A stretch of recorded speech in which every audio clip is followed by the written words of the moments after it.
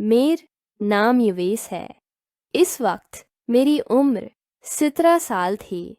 तालीम में औसत दर्जे का तालिब इल्म था, लेकिन ख्वाब हमेशा बड़े देखता। इम्तहानात करीब आते तो मुझे एक अजीब सी घबराहट होने लगती। अब वो अक्सर कहा करते थे कि मेहनत के बगैर कामयाबी मुमकिन नहीं, मगर मैं हमेशा टाल मिठूल से काम लेता रहा। अम्मी ने एक दिन कहा, अबू मेरा ख्याल है हारिस को ट्यूशन लगवा देना चाहिए, वरना ये इम्तिहान में कुछ भी नहीं करेगा। अबू ने फौरन हामी भर ली। अगले ही दिन खबर मिली कि एक नई में घर आकर पढ़ाएंगी। नाम था ज़ारा। शाम के 7 बजे दरवाजे पर घंटी बजी। अम्मी ने दरवाज़ा खोला और एक कदावर नाजिक इंदाम परवाकार लड़की को अंदर बुलाया। उनकी उम्र बेमुश्किल 22 साल रही होगी, लेकिन शख्सियत में एक नरमी और संजीदगी नमाई थी।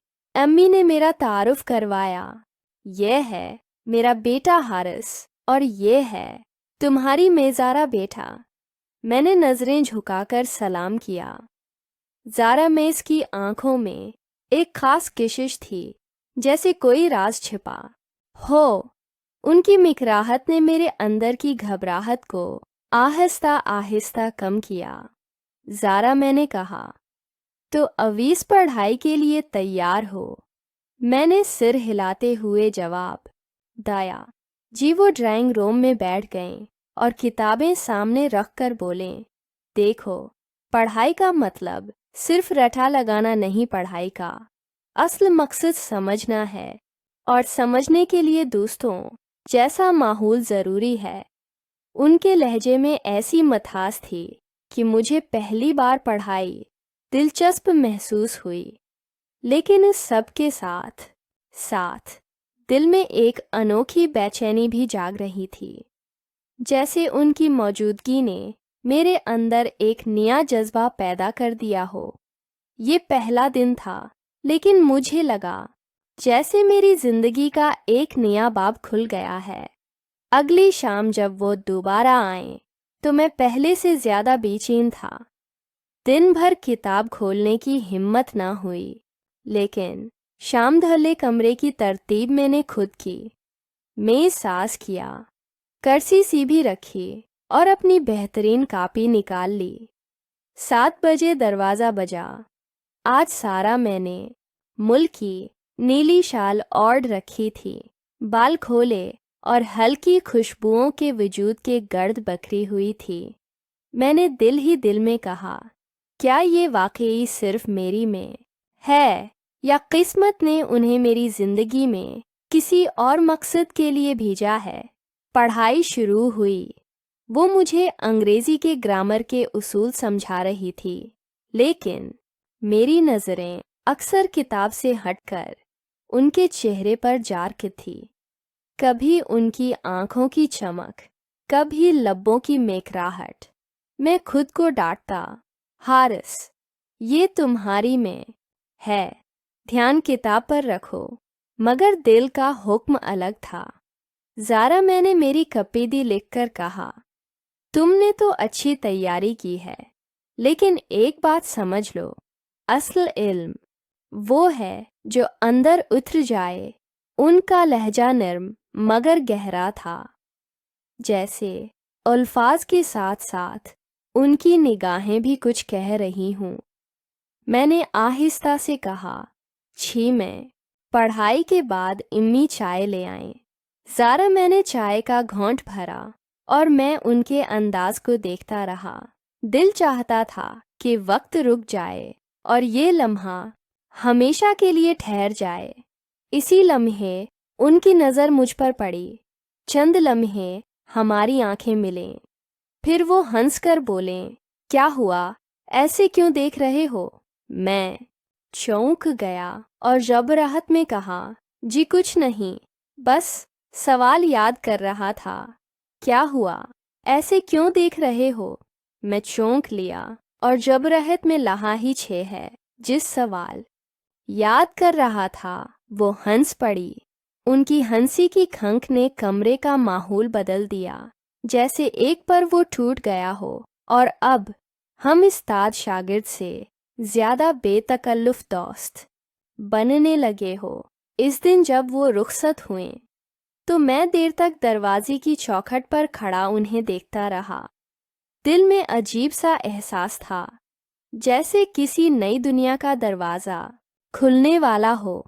तीसरी शाम भी मैं वक्त से पहले तैयारी करके बैठ गया। कमरे की खिड़की के पर्दे में से शाम की सुनहरी धूप झांक रही थी।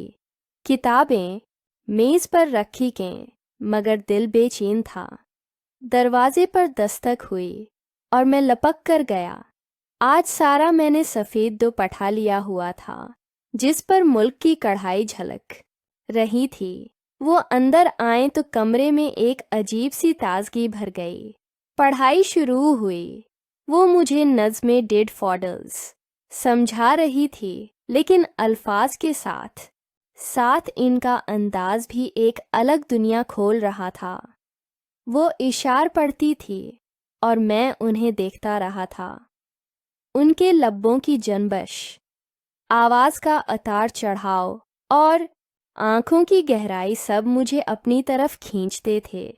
कुछ देर बाद उन्होंने पूछा, हारिस तुम ख्यालों में कहाँ खो जाते हो?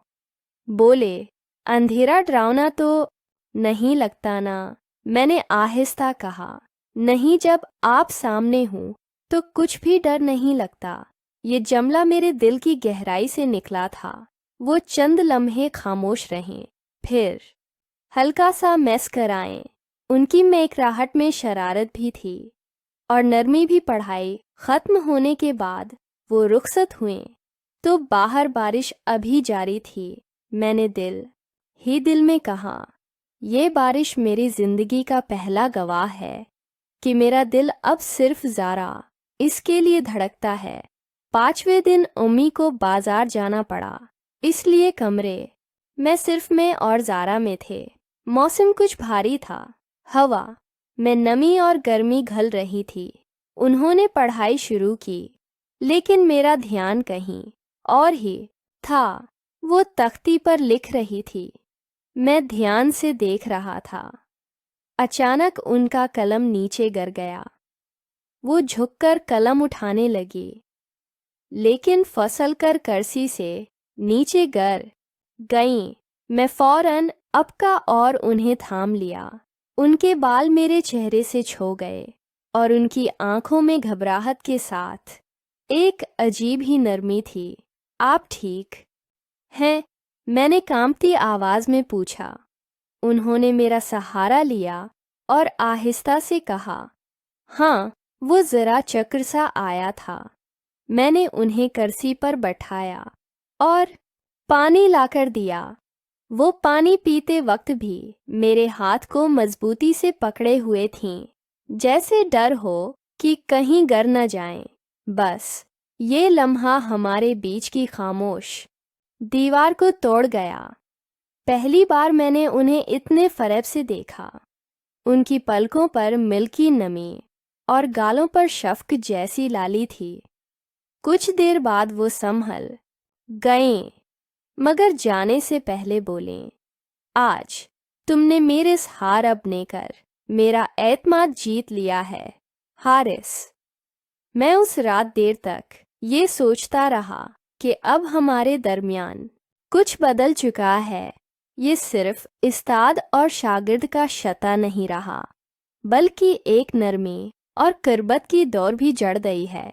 छठे दिन का इंतज़ार मुझे बहुत भारी लगा, जैसे वक्त रोक गया हो। शाम ढले वो आए तो उनकी आंखों में कुछ अलग ही चमक थी। वो पहले की तरह सख्त लहजे में सबक नहीं पढ़ा रही थी, बल्कि नर्म गुफ्तगू कर रही थी। मैंने जुर्रत करके पूछा, मैं क्या आप मुझसे नाराज़ है? वो चौंकर बोली, नरी हारिस, तुम ये क्यों सोचते हो? मैंने आहिस्ता कहा, क्योंकि जब आप मेरे करीब होती हैं तो मुझे लगता है दिल कुछ और चाहता है। जैसे ये सबक सिर्फ किताब का नहीं, जिंदगी का भी है। वो लम्हा भर खामोश रही, फिर बोले, तुम अभी कम उम्र हो, ये सब एहसासात शायद वक्ती हैं। मैंने फौरन कहा, नहीं ये वक्ती नहीं है। जब आप गिर गई और मैंने आपको थामा, तब मुझे लगा कि अगर आप कभी मुझसे दूर हो गए तो शायद मैं खुद को खो दूंगा। उनकी आंखें नम हो गईं। वो मेरे करीब आकर बैठी और बोले, हारिस, तुम्हारे एहसासात बच्चे हैं और मैं भी ये मानती हूँ कि हमारे बीच कुछ है। एक अनजानी कशिश, एक राजदार करबत। मीर अव्वल जैसे धड़कना भूल गया। उन की आंखों में बिरादरस देखा। वहाँ हचकचाहट भी थी और मोहब्बत भी। इस दिन पढ़ाई कम हुई, बातें ज्यादा। वो अपनी जिंदगी के किस्से सुनाती रही, अपनी कॉलेज की यादें, ख्वाब और वो ख्वाब जो अधूरे रह गए। मैं सुनता रहा और दिल ही दिल में यह अहद किया कि अब मैं उनके हर ख्वाब को पूरा करूंगा। रात को जब वो रुखसत हुए